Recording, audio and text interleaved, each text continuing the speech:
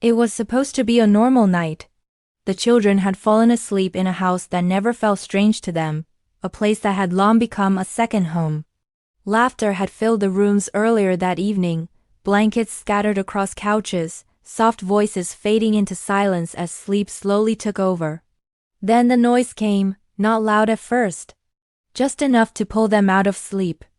A sound that didn't belong to the quiet of night. From the hallway, hurried footsteps, a voice, tense and controlled. Their mother's employer, a woman they trusted, opened the guest room door just enough to whisper firmly for them to hide and lock it. No explanation, only urgency. So they did. 3 children, awake now, breathing quietly in the dark, listening. Outside the door, the house had changed. A man's voice, unstable, heavy with alcohol and anger. The sound of movement, sharp and uneven. The woman's voice again, trying to keep control.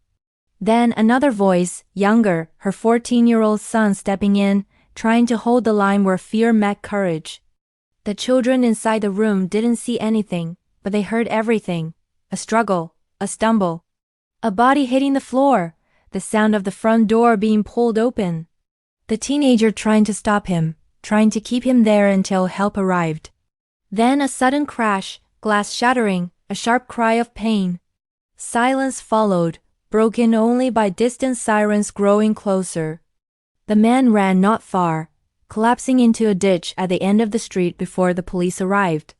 By the time the night settled, he was gone in handcuffs, and the house, once full of warmth, carried a new heaviness.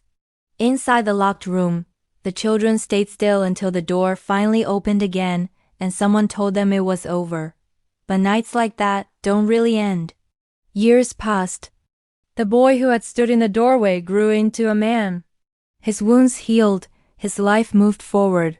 He built a future, became a father, found peace beyond that night.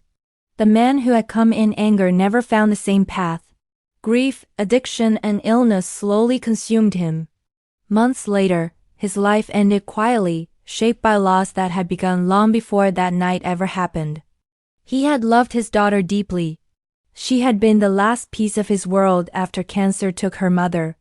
But love alone could not save him from the storm inside his own mind.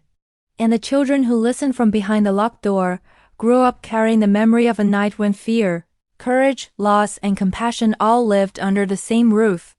A night where they learned that sometimes people are not only what they do in their worst moment, but also what they once loved, what they lost, and what they could not overcome.